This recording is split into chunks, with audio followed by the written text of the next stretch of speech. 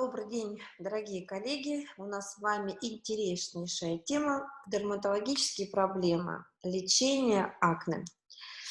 План патогенеза заболевания, хромофоры или те структуры, на которые мы воздействуем для коррекции данной проблемы, выбор длины волны светового излучения для лечения той или иной степени акне, формы элемента, подбор технологий, конечно же, составление курсовых процедур.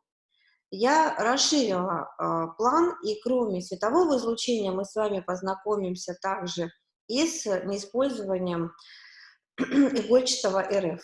В чем же заключается терапия акне? Но прежде чем переходить именно к терапии акне, физиотерапевтического воздействия, мы должны с вами вспомнить, что это мультифакторный дерматоз, причиной которого является именно болезнь врожденного иммунитета.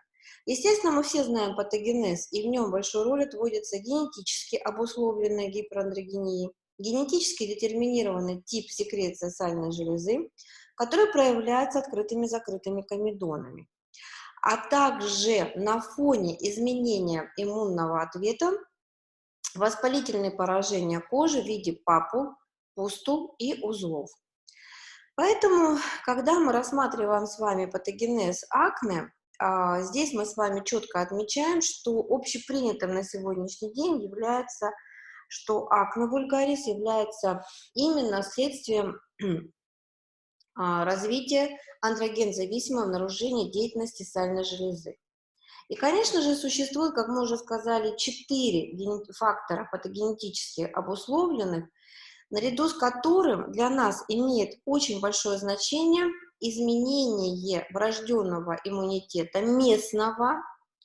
И, конечно же, в ходе того, что у нас развивается себорея, патологический фолликулярный гиперкератоз, на фоне активации пропион-бактерий акне и высвобождения воспалительных медиаторов у нас формируются, естественно, уже элементы, не связанные с нарушением себорегуляции, закрытой гиперфолликулита, непосредственно фолликулярного кератоза, это непосредственно закрытый и открытый комедон, а у нас появляются уже воспалительные элементы папулы и пустулы.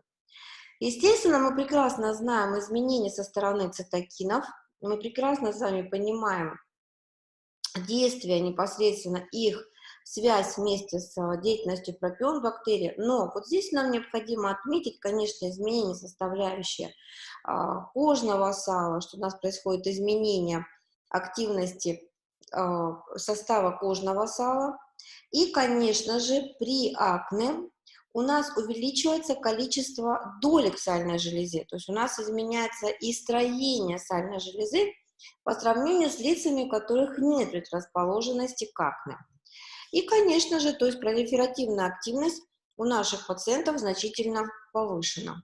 При этом, как мы уже сказали, у нас меняется ответ со стороны цитокинов интерлейкина 1-альфа, связанный именно с изменением секрета сальной железы, именно линолевой кислоты. Ну и вот, если мы раскладываем это по пунктам, у нас есть субклиническое воспаление, в ходе которого мы отмечаем закрытый и открытый комедон. И, конечно же, у нас есть уже непосредственно с вами переход данного состояния, связанного с гиперсекрецией кожного сала и фолликулярного гиперкератоза, непосредственно с формированием воспалительного элемента. И мы видим изменения со стороны иммунного ответа. У нас на фоне пропион-бактерий акне активизируется моноцитарная активность, потому что размножение пропион-бактерий акне, лизис сальной железы, выработка медиаторов воспаления, иммунной реакции приводит к изменению клеточного пула. И в данном случае мы сказали, что у нас возрастает активно выделение медиаторов воспаления, но у нас активно и меняется иммунный ответ. И что же здесь мы с вами отмечаем? Что в патогенезе акне основная концепция на сегодняшний день оказывается, что папулопустулезные элементы бывают стерильными. И часть папулы пустул при акне оказывается стерильным, и только в 70% выделяется пропион бактерия акне. И динамика роста пропион-бактерий акне и других микроорганизмов при акне является не причиной, а именно следствием изменившейся среды сально-фолликулярного фолликула вследствие воспаления. И поэтому современных представлений об акне у нас есть с вами является именно прежде всего значимым аспектом является предотвращение симптома комплекса постакне. Потому что в лечении акне мы понимаем, что занимаясь коррекцией данной проблемы, лечением ее, мы предполагаем исключение у пациентов в дальнейшем рубцов постакне, которые появляются либо в атрофических проявлениях разной степени тяжести, и атрофические рубцы постакне наблюдаются при акне всех степеней тяжести. И надо сказать, что это раннее лечение позволяет нам повысить, прежде всего, состояние пациента, именно социализацию, и, конечно же, это профилактика и риск развития гипертрофических рубцов. Поэтому, конечно же, на сегодняшний день меняется концепция отношения к терапии к акне. Почему? Потому что в данном случае антибактериальной терапией на сегодняшний день отмечается снижение резистентности микроорганизмов антибактериальным препаратам. И препараты, в данном случае антибактериальные, на сегодняшний день минимизированы. И используются при лечении акне именно те средства, которые являются альтернативой антибактериальным препаратам с целью снижения, понижения их чувствительности. И, конечно же, большое значение придается барьерной функции кожи развития акне. Почему? Потому что здесь предполагают наследственно обусловленные нарушения защиты кожного барьера у пациента с акне. И поэтому назначаются препараты, которые могут восстанавливать нарушенную барьерную функцию рогового слоя.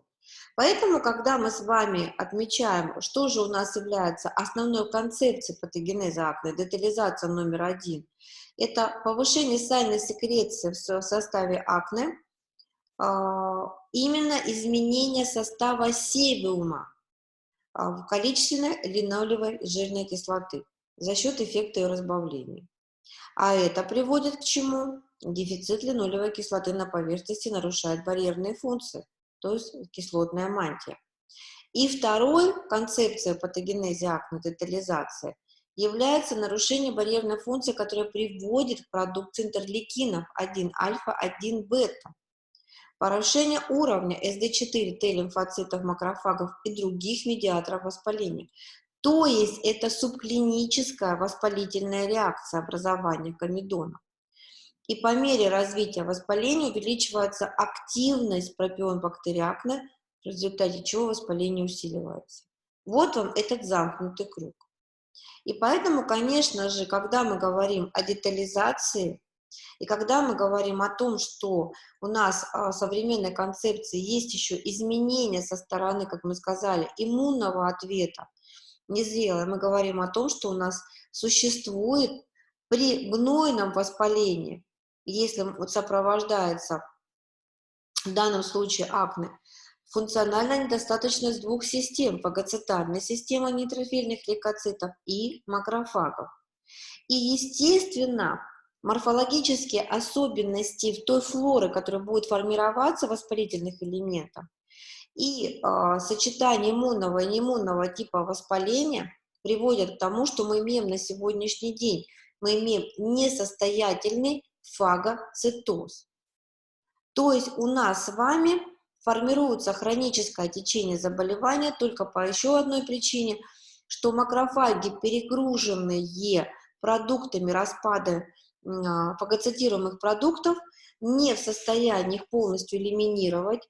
И, естественно, у нас с вами происходит, что прежде всего это массовая гибель нейтрофилов, то бишь макрофагов. Поэтому тот респираторный взрыв, который мы получаем, казалось бы, должен к чему привести?